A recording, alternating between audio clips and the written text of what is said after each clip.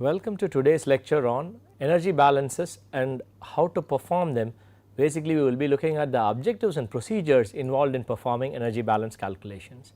In the previous lecture, we had looked at mechanical energy balances. From this point on, we will be focusing more on chemical processes where change in enthalpy and internal energy play a much huge role compared to kinetic energy and potential energy. So, we will be looking for these types of processes and performing energy balances on them. Before we start performing these calculations, we will have this introductory lecture where we will talk about the overall objective and procedures which are involved in calculating changes in internal energy and enthalpy. So, what are the objectives of performing energy balance calculations for chemical processes? The chemical processes are the ones where you have pressure, temperature, phase and composition are changing during the process happening. So, for this type of a process we might have to be calculating internal energy and enthalpy changes. So, we will be using changes in internal energy for closed systems and changes in enthalpy for open systems. So, to calculate these change in internal energy or enthalpy, we would not be able to do it when all things which I have mentioned are changing. If everything like temperature, pressure and phase are changing, we cannot use one simple equation to solve for all these values. Instead, what we can actually do is calculate change in internal energy or enthalpy for the following processes, where pressure changes at constant temperature and state of aggregation or phase, where temperature changes at constant pressure and phase, where phase changes at constant temperature and pressure, and when there are mixing of two liquids or dissolving of a gas or a solid in a liquid at constant temperature and pressure. So, these are the types of processes for which we can actually quantify or calculate changes in internal energy or enthalpy.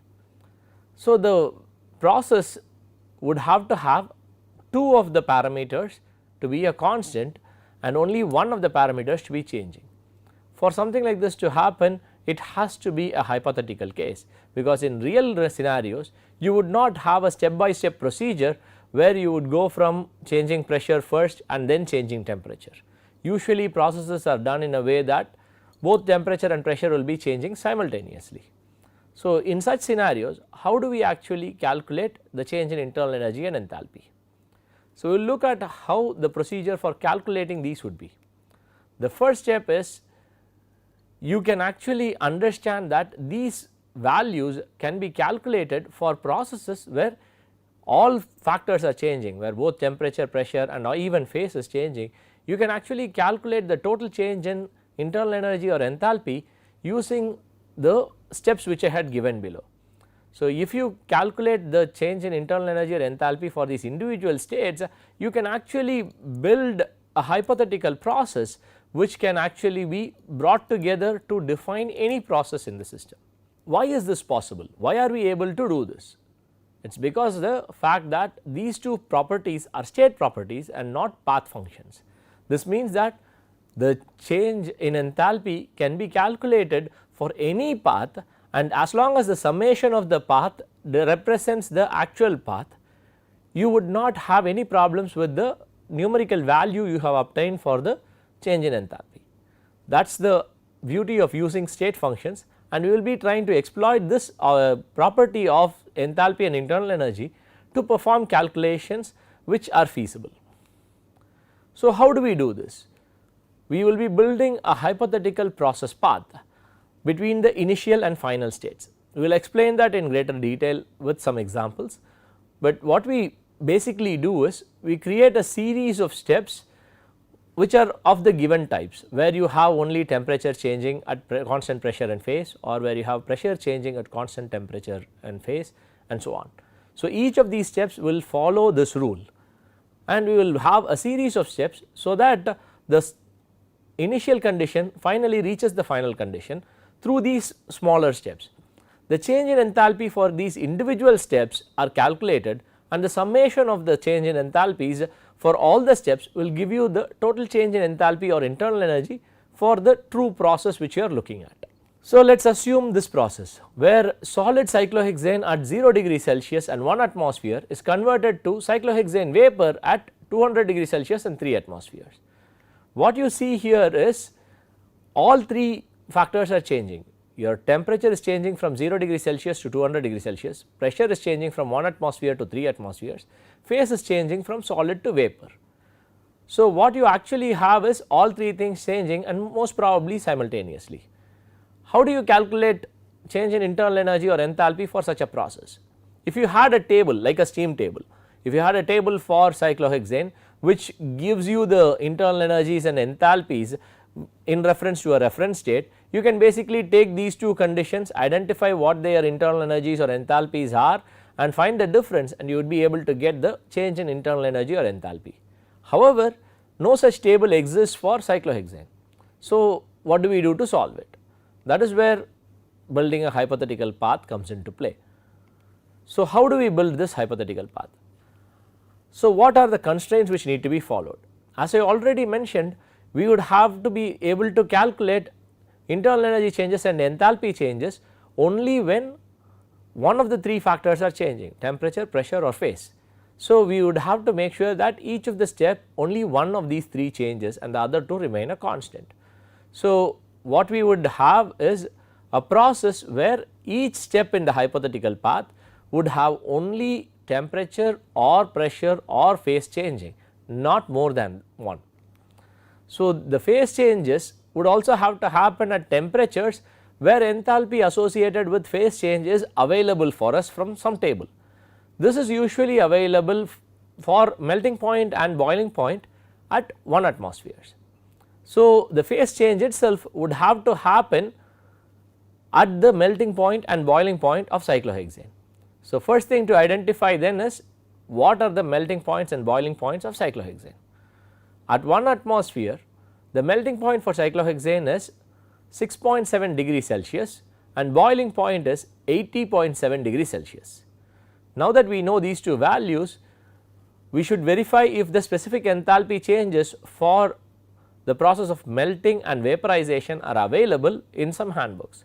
Usually these are available in handbooks given for data, so such as Perry's handbook, or even one of the prescribed textbooks has appendices which have these data. So, using these enthalpy values, we would be able to directly plug them in for the hypothetical path. So, the phase change steps would have to happen at 1 atmosphere and melting point of 6.7 and boiling point of 80.7. This means that when cyclohexane solid is getting converted to cyclohexane liquid, that has to happen at 1 atmosphere and 6.7 degree Celsius, and cyclohexane liquid to cyclohexane vapor has to happen at 1 atmosphere and 80.7 degree Celsius. So, the hypothetical path that you build would have to have these two steps. Now, let us see how we can construct this hypothetical path. So, we have been told that the overall process is solid cyclohexane at 0 degree Celsius 1 atmosphere going to vapor cyclohexane at 200 degree Celsius and 3 atmospheres, and we have also been given data that melting point for cyclohexane is 6.7 degree Celsius and boiling point for cyclohexane is 80.7 degree Celsius. Using this information, let us try to build the hypothetical path. So, the real true path is this, where you go from initial, which is solid 0 degree Celsius and 1 atmosphere. From here you go to vapor 200 degree Celsius and 3 atmosphere. So, this is the true path. Now, we are going to build a hypothetical path. So, we know that melting point is 6.7 degree Celsius. So, the change of phase from solid to liquid has to happen at that temperature. So, let us assume that the first step takes this initial phase to solid at 6.7 degree Celsius and 1 atmosphere.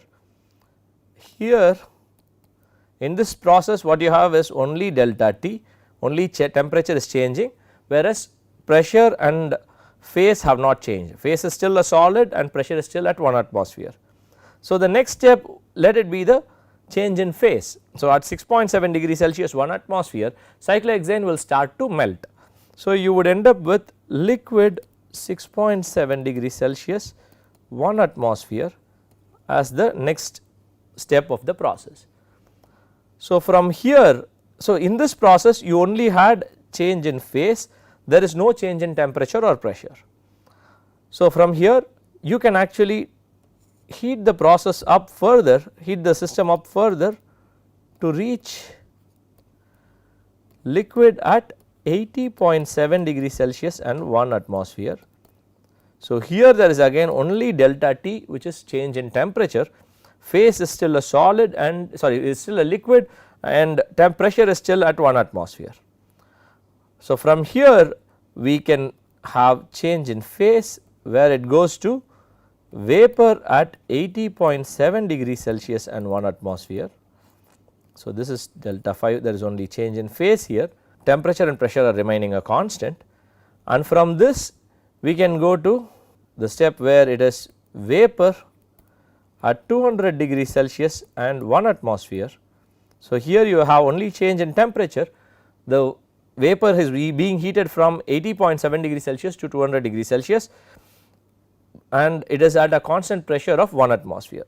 So, from here you can reach the final step of the process, which is 200 degrees Celsius vapor at 3 atmospheres. So, here only pressure is changing and there is no change in phase or temperature. So, this is a hypothetical path which we have built. So, the one process step which is the true process has been built into step 1, 2, 3, 4, 5 and 6. So, instead of having one single path, we have 6 steps which describe the overall process. With these 6 steps we can actually calculate the change in enthalpies for each of the step. The first step is only change in temperature, so you would be able to use integral Cp dt. The second step is only change in phase, the value is directly available from the textbooks or any handbook. The third step is again just change in temperature, so again you can use integral Cp dt. The only important thing which you should note is for the first integral Cp dt you would have used the Cp for cyclohexane solid, and the second integral Cp dt which is for the process step 3 you would be using integral Cp dt with Cp of liquid cyclohexane. The third step is change in phase, which is vaporization of cyclohexane. So, you have the heat of vaporization again available from a textbook or handbook. The step after that, the fifth step is change in temperature, which is heating from 80 degrees Celsius to 200 degrees Celsius. Here you can calculate enthalpy as integral Cp dt. Here you will be using Cp of cyclohexane vapor, and the last step is change in phase, which is change in pressure. The change in pressure is from 1 atmosphere to 3 atmospheres. If you were to assume an ideal gas behavior, this particular change in pressure would not cause any change in enthalpy or internal energy. So, that would be 0. So, the summation of the enthalpies for each of these steps can actually be brought together to give you the total change in enthalpy for the overall process which has been described.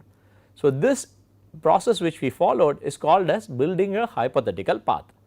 So, I will give more tutorial problems and exercise problems which will help you build this hypothetical path. This is not the only hypothetical path you can build. For the same process you might be able to build different hypothetical paths depending on what information is available to you. So, here I had given you that the information for enthalpy was available to you at specific boiling points and melting points, and based on that you had built this hypothetical path. If the data given is different, you might be able to build a completely different hypothetical path and you will be able to arrive at the same answers.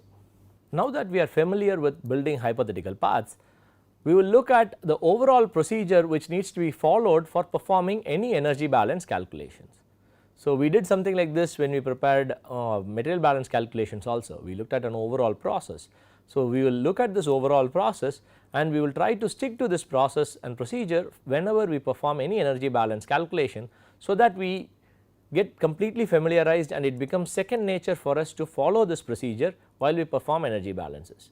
So, this is meticulously prepared so that we can avoid any errors. So, please try to follow the procedure strictly while you perform these calculations in any exam or even when you are just performing these calculations for assignments and practice.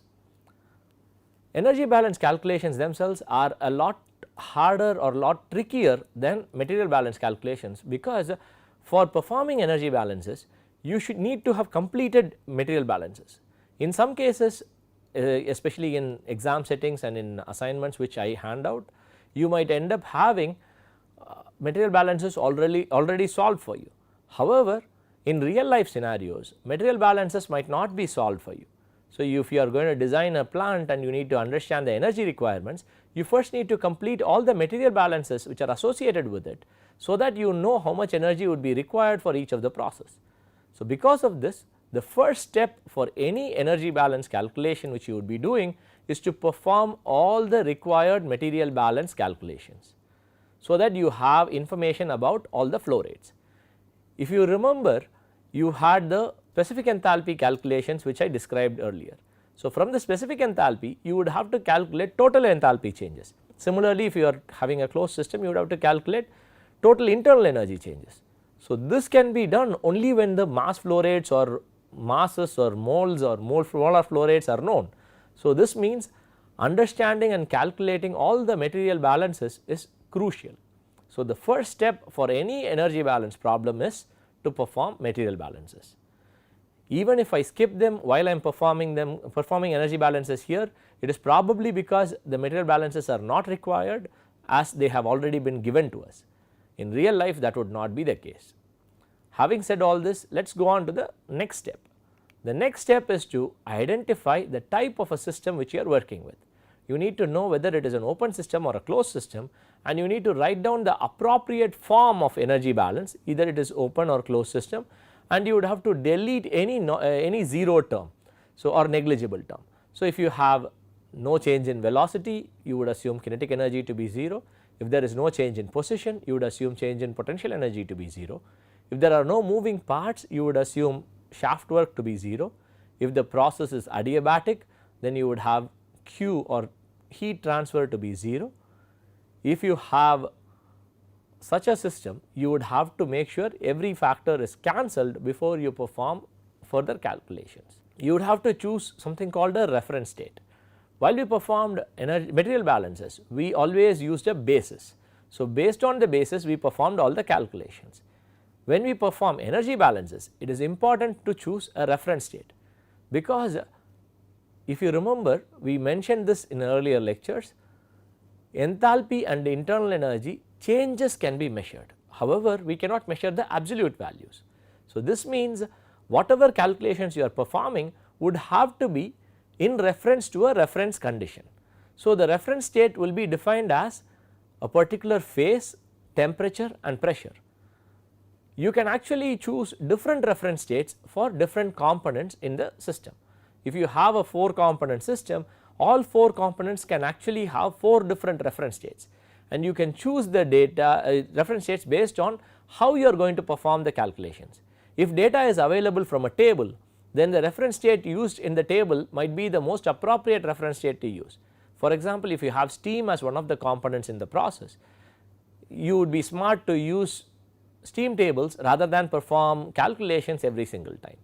So, to use steam tables, you would have to use the appropriate reference state which has been used in the steam tables you are using. If you were to use the steam tables from Felder-Rousseau, you would use water liquid at triple point as the reference state. So, if you are not using data from a table, then you can use either the inlet conditions or outlet conditions. This way you can actually lessen the number of calculations you might have to perform. Once you have the reference states, you start looking at the system which is a closed system or an open system. If the system is a closed system, you would basically construct a table which has columns for initial and final amounts of each species, and for constant volume systems you will be writing down specific internal energy changes relative to the chosen reference state, and for constant pressure systems you will be writing down specific enthalpy changes instead of internal energy changes. For an open system, you will again construct a similar table. Instead of initial and final condition, you will have inlet and outlet conditions, and you will be calculating changes in specific enthalpies. The first important thing which we need to do is, this table has to be complete. There cannot be any unknowns. So, we need to calculate all the required specific internal energies and specific enthalpies and enter them into this table. With this, the table will have all the data required for performing energy balance calculations. Once you have this, you would have to calculate the total change in internal energy or enthalpy. So, this would be the formula you would use. Total change in internal energy would be sigma of the internal energy changes associated with individual components of the final condition minus the similar thing for initial condition, which is sigma final Ni ui cap minus sigma initial Ni ui cap.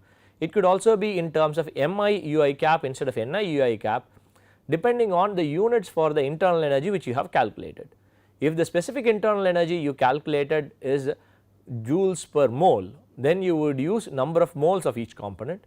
If the units for specific internal energy is joules per kilogram, you would use masses instead of moles. Similarly, you can calculate the total change in enthalpy as sigma of the outlet streams, which would be Ni dot Hi cap, minus sigma for the inlet streams, which is Ni dot Hi cap. So, here your difference which you are calculating is between the outlet and the inlet instead of final and initial. So, you might also have to use mass just like how you did for internal energy, in case the enthalpy specific enthalpy values are given as kilojoules per kilogram instead of kilojoules per mole. So, if it is kilojoules per mole, you would use molar flow rates, and if it is joules per kilogram or gram, then you will use mass flow rates. So, once you do all this, your calculations are not complete, because you have only calculated total change in enthalpy. You still have to calculate if there is any work done by the system or on the system, if there is any change in potential energy or kinetic energy which you have not dropped from the general energy balance equation. The equation which you wrote down, some of the terms would have gone to 0, but some might still remain. You need to make sure that you calculate the numerical values for all the terms that still remain. Once you calculate all these values, you would plug them into the equation which you had, and you would be able to solve for the unknown. The unknown could most probably be Q, which is the heat which needs to be transferred. So, or Q dot in case of open systems. So, what the equation used would be is, for closed system it is Q minus W equals delta U plus delta Ek plus delta Ep, and for open systems it will be Q dot minus Ws dot equals delta H dot plus delta Ek dot plus delta Ep dot. So, with this you would be completing your general energy balance calculations. To fully understand the procedure which we described just now, I will show an example problem. For this problem, we will actually not be performing any numerical calculations. We will only follow the steps which we had to go through. So, here is the problem. Acetone is partially condensed out of a gas stream containing 66.9 mole percent acetone vapor, and the balance is nitrogen. Process specifications and material balance calculations lead to the flow chart shown below. The process operates at steady state. Calculate the required cooling rate. So, you have been given a flow chart and you have been asked to calculate the rate of cooling, which is Q dot.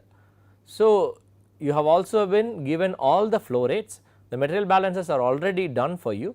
So, now let us see how we would go about approaching such a problem. So, again I am not going to be performing any numerical calculations here. I only want to emphasize the procedure which should be followed. So, please try to follow this procedure clearly. I will try to use the same procedure for every energy balance calculation which we perform throughout this course. What did we say was the first step for any energy balance calculation? Material balances. Here, do we need to perform any material balances? The information given to us is 100 moles per second coming in, 36.45 moles per second leaving in one stream, and 63.55 moles leaving in another stream, and we also have the composition of each of these streams given to us. This means all the material balances have been done. So, the first step is material balances, which has already been done for us. The next step is to identify what type of a system it is. So, what is this system? Is this an open system or a closed system? We see that there is a molar flow rate which is coming in and molar flow rates for the streams leaving, which means it is an open system. So, the appropriate equation for an open system would be Q dot minus Ws dot equals delta H dot plus delta Ek dot plus delta Ep dot. So, in this equation which terms would go to 0? There are no moving parts in this system, it is only a condenser. So, shaft work will be 0. You also have no change in velocity which has been given to you. So, kinetic energy change will go to 0.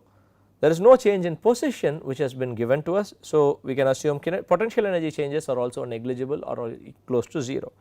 So, the equation simplifies to Q dot equals delta H dot, and we already know that delta H dot for an open system is basically sigma of outlet Ni dot delta Hi cap minus sigma of inlet Ni dot delta Hi cap. Now, we need to calculate this so that we can get Q dot. So, that is what has been asked for. So, the next step is to identify reference states. So, what would be the reference states we can use?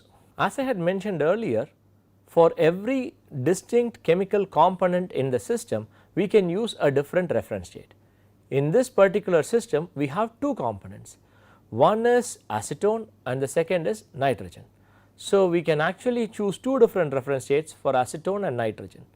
Let us see what would decide what reference states to use. For acetone we do not have any tables which we can look up, which means we would have to use either the inlet or the outlet conditions as our reference states. With that in mind, I have identified the reference states for acetone as liquid 20 degree Celsius 5 atmospheres. So, this would be the reference state of the outlet stream of acetone liquid leaving the condenser. So, I have used this as the reference state. So, the change in specific enthalpy for the liquid stream leaving acetone with respect to the reference state would be 0. So, that would be one lesser calculation for me. So, other reference state I would have to choose is for nitrogen. For nitrogen there are some tables which are available.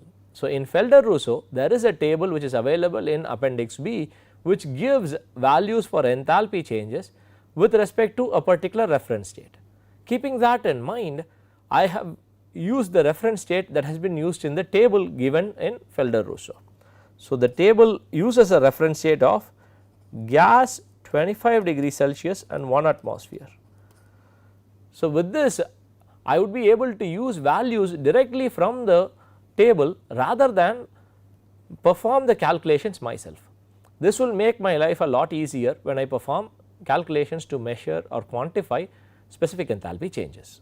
The next step is to construct an inlet outlet enthalpy table. So, let us look at how the table should be constructed. We first have to write down all the substances or components which are there. So, here we will write down the phase distinct components separately. Acetone vapor will be written down as one component and acetone liquid would be written down as another component, so that we can explicitly understand and account for phase changes. Nitrogen would be another component. So, now you have molar flow rates N dot in which is in terms of moles per second, and you also have to calculate the specific enthalpy changes in terms of kilojoules per mole, and you have outlet streams which is N dot out in moles per second and H cap out in kilojoules per mole. So, we should not forget that the reference conditions which are used are acetone liquid 20 degree Celsius 5 atmospheres and nitrogen gas 25 degree Celsius 1 atmosphere. So, this is the table we would be looking to use.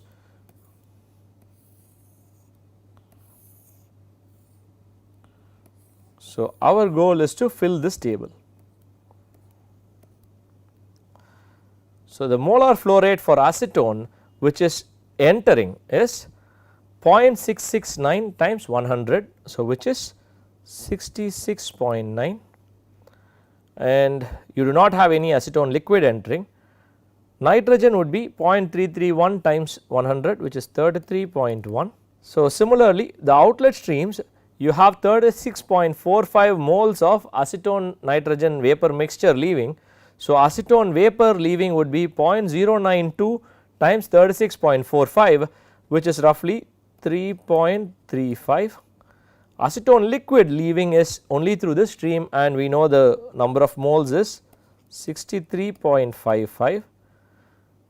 Nitrogen is not changing phase or going through any reaction here. So, whatever is entering would be leaving. So, that is 33.1 moles of nitrogen leaving. So, amongst these components we now have to calculate specific enthalpies for terms which do not go to 0. Acetone vapor compared to acetone liquid at 20 degrees Celsius and 5 atmospheres would have a specific enthalpy term. So, this term would be labeled as H1 cap. This does not have any inlet, so let us not worry about that term. Nitrogen is coming in at 65 degrees Celsius and 1 atmosphere, and the reference we have used is gas 25 degrees Celsius 1 atmosphere. So, there is a change in temperature, which means this would also have an associated enthalpy with it. Now, for acetone vapor which is leaving through the exit stream, it is leaving at 20 degrees Celsius and 5 atmosphere. However, it is a vapor at 20 degrees Celsius and 5 atmospheres, not a liquid at 20 degrees Celsius and 5 atmospheres, which means this would also have a different enthalpy than the reference state. So, we would have to calculate this H3 cap. So, the acetone liquid which is leaving the stream as the product is the reference state which we have used, which means this would have an enthalpy value of 0. The specific enthalpy in this table would be 0. Now, for nitrogen, it is leaving as 20 degrees Celsius and 5 atmospheres compared to the reference which is 25 degrees Celsius and 1 atmosphere. This means that there would be an enthalpy change here also. So, there are 4 different specific enthalpies which need to be calculated to complete this table. Okay. Let us try to calculate one enthalpy. So, as I already said, I am not going to be looking at the numerical calculations, I am only going to try to show how the calculations have to be done. The specific enthalpy change H1 cap which we are trying to calculate is actually the change in H cap for the process where acetone from the reference state, which is acetone liquid at 20 degrees Celsius and 5 atmosphere, reaches acetone vapor at 65 degrees Celsius and 5 atmosphere, which is the condition of the inlet acetone. So, for this process we now need to build a hypothetical path, because here you have phase and temperature changing. So, we would have to build a hypothetical path in a way that we would be able to calculate individual enthalpies. As I already mentioned, you can build a hypothetical path for a process having phase change only when you know the enthalpy of phase change at some point. So, for which is usually available for boiling point or for melting point. So, here you have liquid getting converted to vapor. So, we need to identify the boiling point of acetone, and one of the steps where the phase change happens has to happen at boiling point at 1 atmosphere. So, this means the hypothetical path would also have to include pressure changes, so that the process would have the step where phase change happens at boiling point and 1 atmosphere. So, the boiling point for acetone is 56 degrees Celsius. So, this can be looked up any table. So, once you have this, we will now have to build a hypothetical path. So, what we have is acetone liquid 20 degrees Celsius 5 atmospheres going to acetone vapor 65 degrees Celsius 5 atmospheres. So, this is the true path. Now, we need to build the hypothetical path. So, there are many ways you can build the hypothetical path. So, the process which I have chosen is what I am describing here. So, the first step is to reduce the pressure. Here you have delta P, go to 1 atmosphere. Here you would have liquid 20 degrees Celsius 1 atmosphere. So, pressure change has happened. The next step is to increase the temperature so that it reaches its boiling point. So, here it goes to liquid at boiling point, which is 56 degrees Celsius and 1 atmosphere, and from this it gets converted where the phase change happens. So, you have delta phi where only phase change happens to get to vapor at 56 degrees Celsius and 1 atmosphere. So, from here you have to increase the temperature to vapor at 65 degrees Celsius and 1 atmosphere. So, here you have only delta T, and the last step is only delta P reaching acetone vapor at 65 degrees Celsius and 5 atmospheres. Now, we have built a hypothetical path where there are 1, 2, 3, 4 and 5 steps. So, the first step is delta P, second step is delta T, third step is delta phi or phase change, fourth step is again delta T, fifth step is delta P. So, we will call the enthalpy changes associated with each of these steps as H1, H2, H3, H4 and H5. So, I have just labeled it as H1, H2, H3, H4, H5. Please do not confuse it with the H1s and H2s I have used in the table. So, the total enthalpy change, which is H1 cap, would be equal to the summation of these H1s, H1 plus H2 plus H3 plus H4 plus H5. So, we already know that H5 will be 0 because it is a gas where there is a very small amount of pressure change. Assuming ideal gas behavior, this would not matter. So, the equation simplifies to change in enthalpy for the 4 steps which are there. The first step is there is a change in pressure. The enthalpy change for the first step H1 would be equal to V cap delta P. It is a change in pressure for a liquid, so it would be V cap delta P. The second step is change in temperature, which would be integral Cp dt, where you would use Cp of liquid because the component is still liquid. The third step is where phase change is happening. So, you would look up the heat of vaporization from the tables. The fourth step is where you have again change in temperature, it will be Cp dt again, where you will use the Cp for acetone vapor. So, now the summation of these 4 things together will give you H1 cap, which is equal to H1 plus H2 plus H3 plus H4.